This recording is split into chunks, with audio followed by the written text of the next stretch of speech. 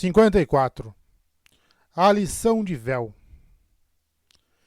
Também vieram 16 da ordem dos corredores dos ventos, e com eles um número considerável de escudeiros, e ao encontrarem naquele lugar os rompecéus, dividindo os inocentes dos culpados, um grande debate teve início. De Palavras de Radiância, capítulo 28, página 3. Shallan desceu da carruagem. Caiu uma chuva leve. Usava o casaco e as calças brancos de sua versão olhos escuros que nomeara de véu. A chuva salpicava a aba do seu chapéu. Ela passara tempo demais conversando com Adolin depois do duelo e teve que correr para chegar na hora daquele compromisso que aconteceria nas colinas devolutas a uma boa hora de viagem dos acampamentos de guerra. Mas ali estava ela, disfarçada a tempo, por pouco. Avançou com passos largos, escutando a batida da chuva na pedra ao redor. Sempre gostara de chuvas como aquela. Irmãs mais novas das grandes tormentas, elas traziam vida assim à fúria. Até as desoladas terras da tormenta ali, a leste dos acampamentos de guerra, floresciam com o advento da água. Petrobulbos se abriam e, embora não tivessem flores como os de sua terra natal, puseram para fora vibrantes gavinhas verdes. A grama surgia sedenta dos buracos e recusava-se a recuar até quase ser pisada. Alguns juntos produziam flores para atrair caranguejos, que se alimentariam das pétalas, se esfregando assim em esporos que dariam origem à próxima geração, depois de misturados com os esporos de outras plantas. Se ela estivesse em casa, haveria muito mais gavinhas, tantas que seria difícil andar sem tropeçar. Avançar mais de meio metro em uma área arborizada exigiria um facão. Ali, a vegetação tornava-se colorida, mas não um impedimento. Shallan sorriu ao ver os maravilhosos arredores, a chuva leve, a linda flora. Um pouco de umidade era um preço pequeno a pagar pelo melodioso som da chuva caindo, o ar fresco e o belo céu cheio de nuvens que variavam entre todos os tons de cinzas. Ela caminhava com uma bolsa à prova d'água debaixo do braço, o cocheiro da carruagem de aluguel. Não podia usar a carruagem de Sebarial para a atividade daquele dia, esperando seu retorno como ela havia instruído. Era uma carruagem puxada por parchemanos, em vez de cavalos, mas eles eram mais rápidos do que chules e trabalhavam direitinho. Ela avançou também costa adiante, o destino indicado do mapa que havia recebido via telepena. Usava um belo par de botas existentes. Aquelas roupas de Tim podiam ser incomuns, mas Shallan era grata por isso. O casaco e o chapéu evitavam a chuva e as botas lhe forneciam passos seguros na pedra lisa. Ela contornou a colina e descobriu que estava desmoronada do outro lado, pois a pedra havia rachado e caído em uma pequena avalanche. As camadas de cre endurecido eram claramente visíveis das bordas nos pedaços de pedra, o que significava que aquela era uma fratura mais recente. Se fosse antiga, creme fresco teria obscurecido aquela coloração. A rachadura criou um pequeno vale na encosta, cheio de fissuras e sulcos da pedra desmoronada, que haviam capturado esporos e caules levados pelo vento, que por sua vez haviam criado uma explosão de vida. Onde quer que estivessem protegidas contra o vento, as plantas encontravam uma base e recomeçavam a crescer. Aqui estava crescendo árvore em cima da laje quando voltamos. Tanto tempo ficou parado. O emaranhado verde crescia de modo aleatório. Não era um light de verdade, onde a vida estava segura da passagem do tempo, mas antes um abrigo temporário que serviria no máximo por alguns anos. Por enquanto, as plantas cresciam com avidez, às vezes uma em cima das outras, brotando, florescendo, tremendo, se retorcendo, vivas. Era um exemplo de natureza selvagem. Contudo, não era esse o caso do pavilhão. Ele cobria 4 pessoas sentadas em cadeiras demasiado luxuosas para os arredores. Enquanto comiam petiscos, eram aquecidos por um braseiro no centro da tenda de abertura lateral. Shallan se aproximou, capturando as lembranças dos rostos das pessoas. Ela as desenharia depois, como havia feito com o primeiro grupo de sangue espectros que conhecera. 2 delas estavam presentes na última vez, as outras 2 não.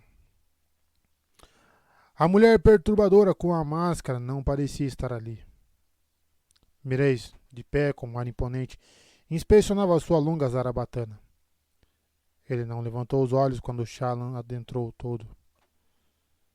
Eu gosto de aprender a usar as armas locais, disse Mireis. É uma idiosincrasia, embora eu ache que é justificada. Se compreender um povo, aprenda suas. Se deseja compreender um povo, aprenda sobre suas armas. A maneira como os homens se matam diz muito mais sobre uma cultura do que a etnografia de qualquer erudito. Ele levantou a arma na direção de Shallan e ela gelou. Então ele se voltou para o desmoronamento e soprou, lançando um dardo na folhagem. Shallan foi até ele. O dardo tinha acertado um caranguejo em um dos caules das plantas. A pequena criatura de muitas patas movia-se em espasmos violentos, tentando se libertar, muito embora ser atravessada por um dardo acabasse sendo fatal. Essa é uma zarabatana parcha-indiana, observou Mireis. O que você acha que ela diz sobre eles, pequena lâmina? Obviamente não serve para matar animais grandes, disse Shallan. O que faz sentido. Os únicos animais grandes que conheço na área são os demônios do abismo, que os parcha-indianos supostamente veneram como deuses. Ela não estava convencida de que eles fizessem isso. Relatos antigos, que lera detalhadamente devido à insistência de Jasnah, partiam do pressuposto de que os deuses dos parcha-indianos eram os demônios do abismo. Não era realmente certo. Eles provavelmente a usam para caçar pequenos animais, continuou Shallan.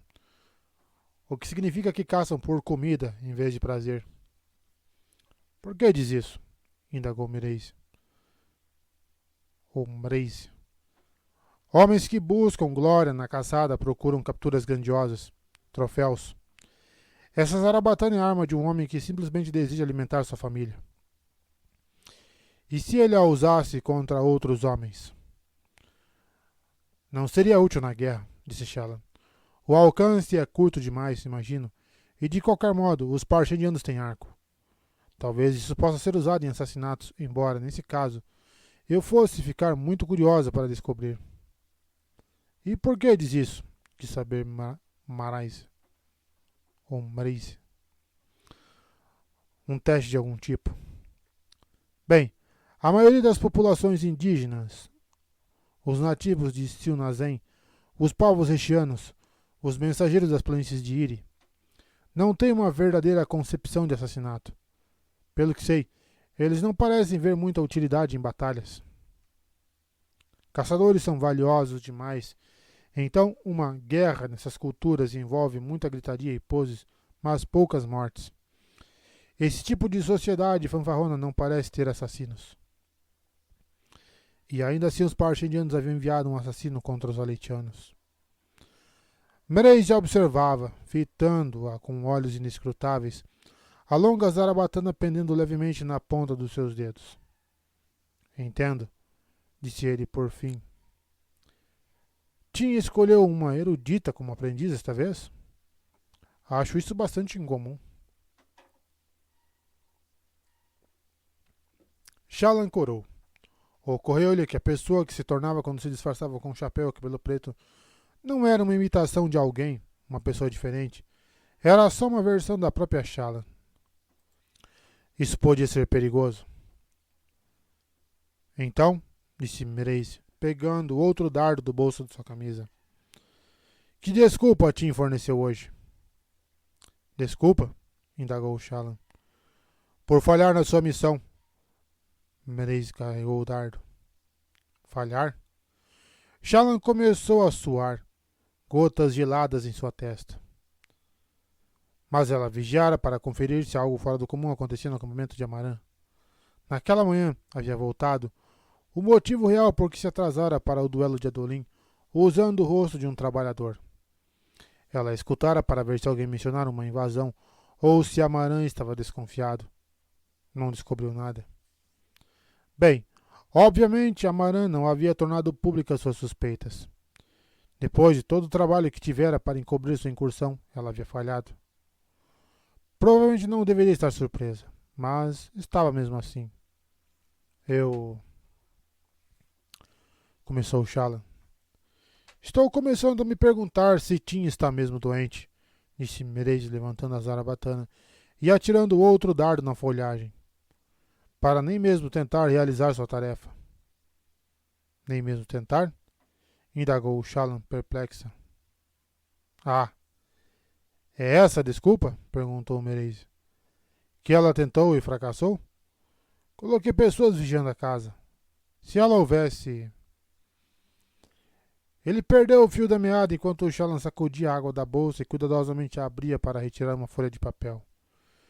Era uma representação do cômodo trancado de Amaran, com seus mapas nas paredes. Ela tivera que especular quanto a alguns detalhes, estava escuro, e sua única esfera não havia iluminado muito, mas a achava bem parecida. Mraize pegou o desenho na mão dela e levantou. Ele o estudou, deixando Shallan o suando copiosamente. É raro que me provem errado, declarou Mraize. Parabéns. Isso era uma coisa boa? Ti não tem essa habilidade, continuou ele, ainda inspecionando a folha. Você mesma viu essa sala? Há um motivo para ela ter me escolhido. Há um motivo para ela ter escolhido uma erudita como sua assistente. Minhas habilidades complementam as delas. Mraize baixou a folha. Surpreendente. Sua mestra pode ser uma ladra brilhante, mas sua escolha de associados foi sempre foi pouco esclarecida. Ele tinha um modo refinado de falar que não parecia combinar com seu rosto marcado por cicatrizes, seu lábio desalinhado e suas mãos calosas. Mraize falava como um homem que passara seus dias provando vinhos e escutando boa música, mas parecia alguém que sofrera repetidas fraturas nos ossos e que provavelmente devolvera o favor em dobro.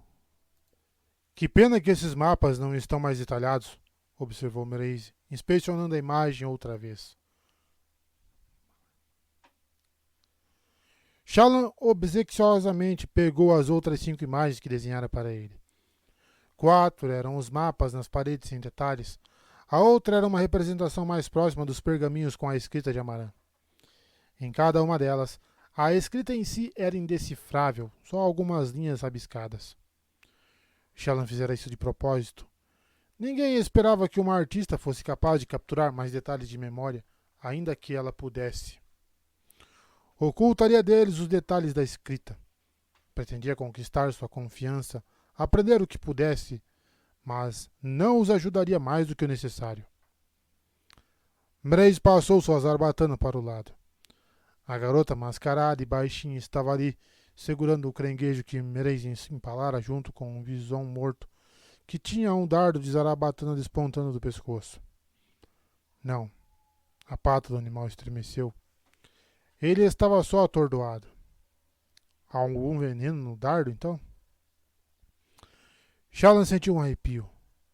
Onde aquela mulher estivera escondida? Aqueles olhos escuros fitavam Shallan sem piscar, o resto do rosto escondido por trás da máscara de tinta e concha. Ela pegou a zarabatana. Impressionante, disse Mraize sobre os desenhos de Shallan. Como você entrou? Nós vigiamos as janelas. Seria assim que Tim teria feito, se esgueirando na calada da noite através de uma das janelas? Ela não treinara Shallan nesse tipo de coisa, só em sotaques e imitação. Talvez houvesse percebido que Shallan, que às vezes tropeçava nos próprios pés, não seria melhor em furtos acrobáticos. Esses desenhos são primorosos, continuou Mraize, caminhando até uma mesa e dispondo as folhas sobre ela. Que triunfo, certamente. Que talento.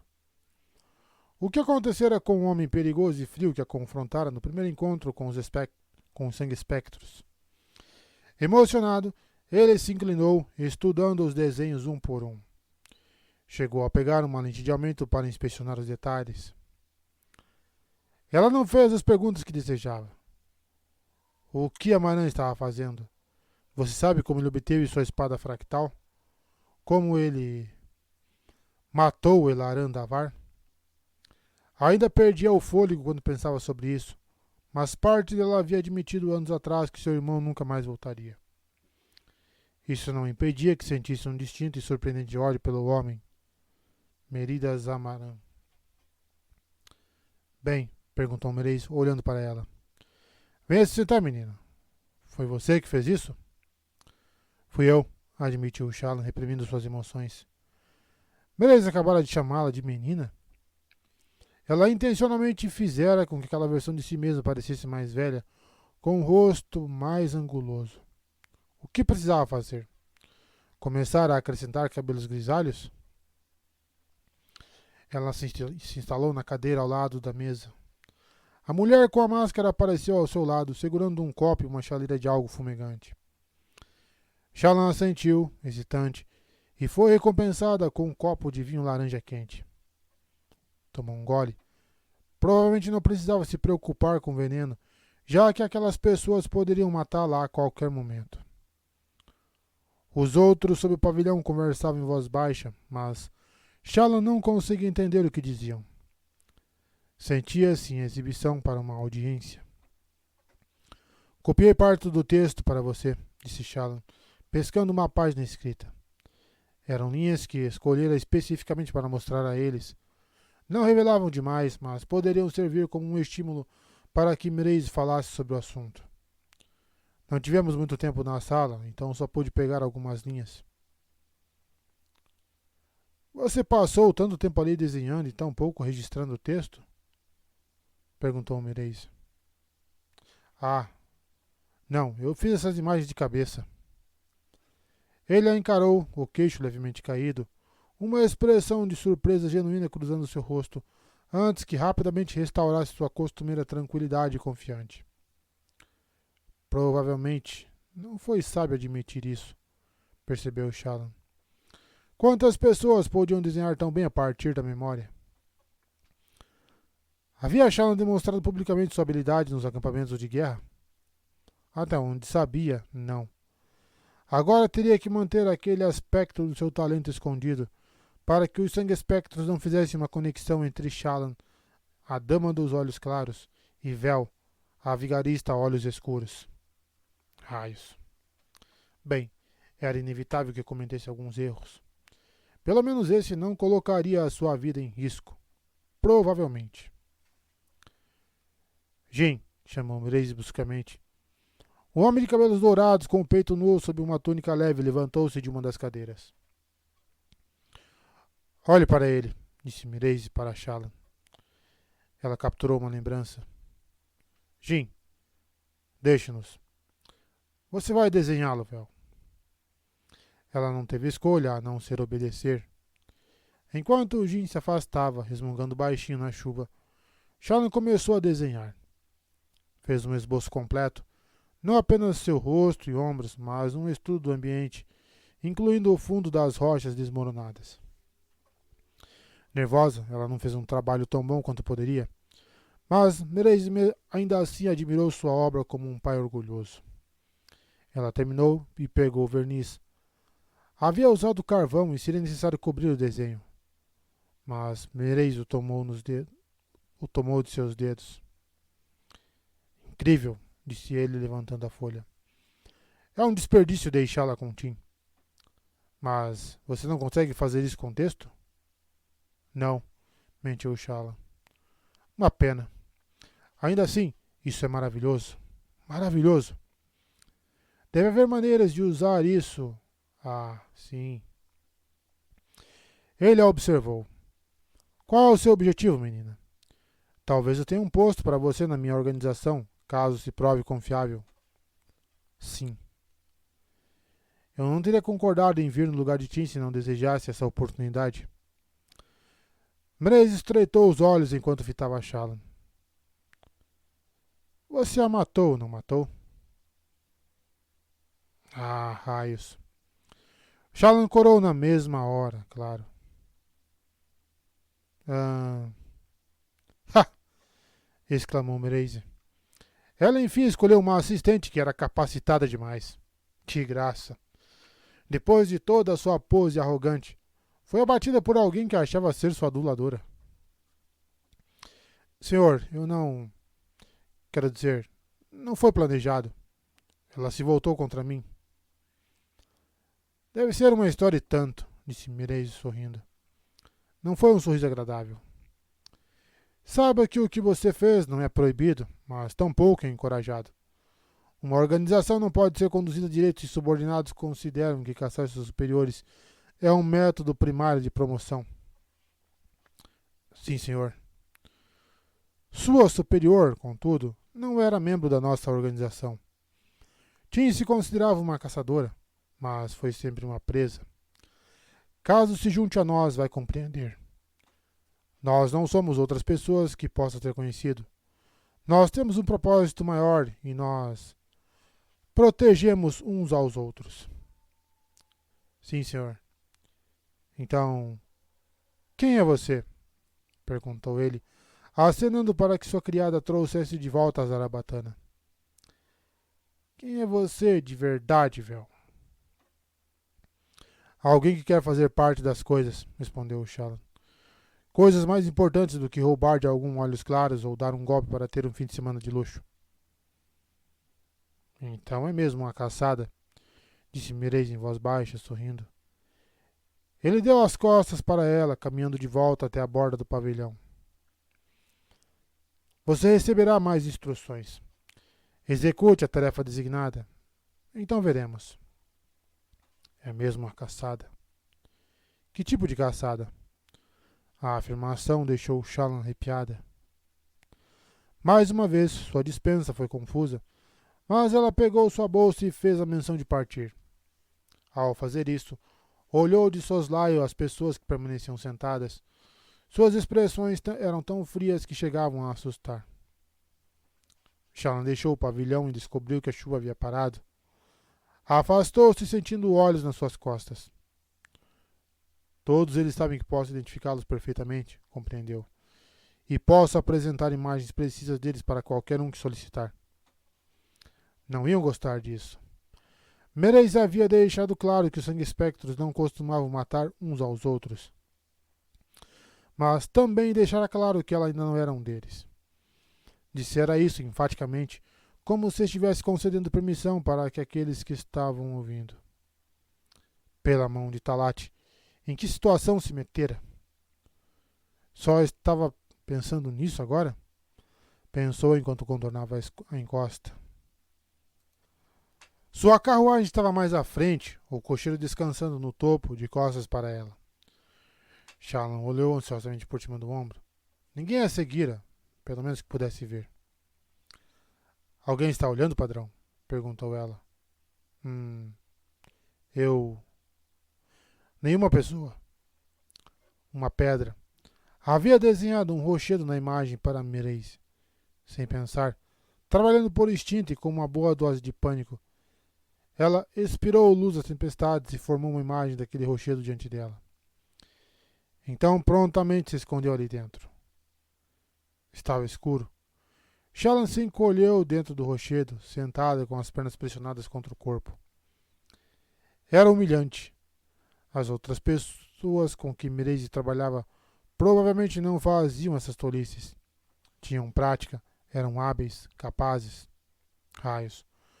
Provavelmente nem precisava ficar escondida ali para começo de conversa. Ela ficou ali de qualquer modo. O olhar dos outros, a maneira como Mireille havia falado. Melhor ser cautelosa demais do que ingênua. Estava cansada de pessoas presumindo que ela não sabia se cuidar. Padrão, sussurrou ela. Vá até o cocheiro da carruagem. Diga isso a ele, imitando a minha voz. Entrei na carruagem enquanto você estava distraído. Não olhe. Preciso sair furtivamente. Leve-me de volta à cidade. Pare nos acampamentos de guerra e espere, contando até 10. Eu sairei. Não olhe. Você tem seu pagamento e ser discreto era parte do serviço. Padrão zumbiu e se afastou. Pouco tempo depois, a carruagem partiu fazendo barulho, puxada pelos parchemanos. Não demorou para que cascos a seguissem. Ela não havia visto os cavalos. Shallan esperou, nervosa. Será que alguns dos sangue espectros perceberia que aquele rochedo não deveria estar ali? Será que voltariam, procurando por ela, quando não a vissem deixar a carruagem nos acampamentos de guerra? Talvez eles nem mesmo tivessem saído atrás dela. Talvez estivesse sendo paranoica. Ela esperou, angustiada. Voltara a chover. O que isso faria com sua ilusão? A pedra que havia desenhado já estava molhada, então a secura não a entregaria. Mas, pelo modo como a chuva estava caindo sobre Shallan, obviamente atravessava a imagem. Preciso descobrir uma maneira de ver o exterior enquanto estou escondida desse jeito, pensou ela. Orifícios para os olhos? Poderia criá-los dentro da sua ilusão? Talvez se... Vozes. Vamos precisar descobrir o quanto ele sabe. A voz de Meraise. Leve essas páginas ao mestre Tedakar. Nós estamos perto, mas parece que os comparsas de Restares também estão. A resposta veio uma voz rouca. Shallan não conseguiu compreendê-la. Não estou preocupado com ele. O velho tolo semeia o caos, mas não estende a mão para o poder oferecido pela oportunidade. Ele se esconde em sua cidade insignificante, escutando suas canções, achando que joga com eventos mundiais. Ele não tem ideia. Não está na posição do caçador. Essa criatura em Tukar, contudo, é outra história. Não estou convencido de que seja humano. Se for, certamente não é da espécie local. Meraise continuou falando, mas Shallan não ouviu mais, já que eles se afastaram. Pouco tempo depois, ela escutou mais sons de cascos. Shallan esperou a água encharcando seu casaco e calças. Estremecendo, a bolsa no colo, cerrou os dentes para impedir que batessem. O clima ultimamente estava mais quente, mas ficar sentada na chuva não ajudava. Ela esperou até que sua coluna começou a reclamar e seus músculos se rebelaram. Esperou até que, finalmente, o rochedo se desfez em fumaça luminosa e desapareceu. Shallan se sobressaltou. O que havia acontecido? Luz das tempestades, ela entendeu, esticando as pernas. Verificou a bolsa guardada no bolso. Havia drenado todas as esferas, inconscientemente, enquanto mantinha a ilusão do rochedo. Horas haviam se passado, o céu escurecendo enquanto a noite se aproximava. Manter algo tão simples como um rochedo não consumia muita luz, e ela não precisava pensar conscientemente nisso para continuar a fazê-lo. Era bom saber disso. Ela também se provara uma tola por nem mesmo se preocupar com a quantidade de luz que estivera usando. Suspirando, Shallan se levantou. Ela cambaleou, as pernas protestando contra o movimento súbito. Respirou fundo, então caminhou até a lateral da colina e deu uma espiada do outro lado. O pavilhão se fora, assim como todos os sinais da presença dos sangue espectros. Acho que isso significa que vou ter que caminhar, disse Shallan, voltando-se para a direção dos acampamentos de guerra. Esperava outra coisa? Indagou o padrão, encaraptado no casaco dela, suando genuinamente curioso. Não. Estou só falando sozinha. Não. Você fala comigo. Ela caminhou a noite adentro com frio. Contudo, não era o frio mortal que suportara no sul. Era desconfortável, mas nada além disso. Se não estivesse molhada, o ar provavelmente estaria sendo agradável, apesar da penumbra. Ela passou o tempo praticando os seus sotaques com o padrão.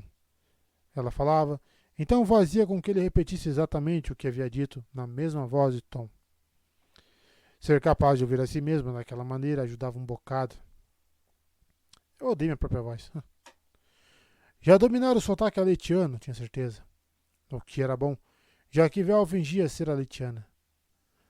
Mas isso era fácil, já que o idioma vedeno e o aletiano eram tão similares que era quase possível entender uma língua ao conhecer a outra. Seu sotaque de Papaguampas também era ótimo, tanto em aletiano quanto em vedeno. Estava melhorando e já não exagerava tanto como havia sugerido.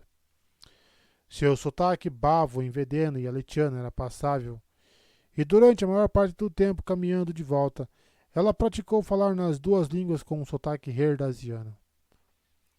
Palona lhe dera-lhe um bom exemplo disso em aletiano, e Padrão podia repetir as coisas que a mulher havia dito, o que era útil para praticar.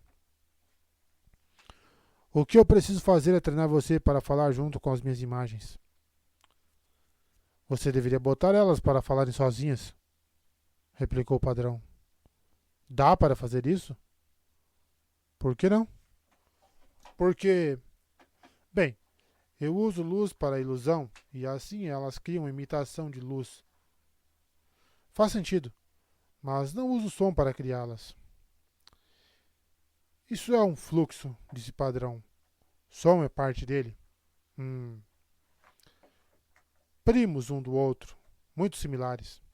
Dá para fazer. Como? De algum modo. Você é muito útil. Fico feliz. Ele deixou a frase morrer. Mentira? Uhum. Shallan enfiou a mão segura no bolso, que ainda estava molhado, e continuou a caminhar através de tufos de grama que se afastavam diante dela. As colinas distantes mostravam grãos de laves crescendo em organizados campos de pólipos, embora não pudesse ver quaisquer fazendeiros àquela hora. Pelo menos havia parado de chover. Ela ainda gostava de chuva, embora não houvesse considerado quão desagradável podia ser ter que caminhar uma longa distância nela. Não é vida de pobre, né?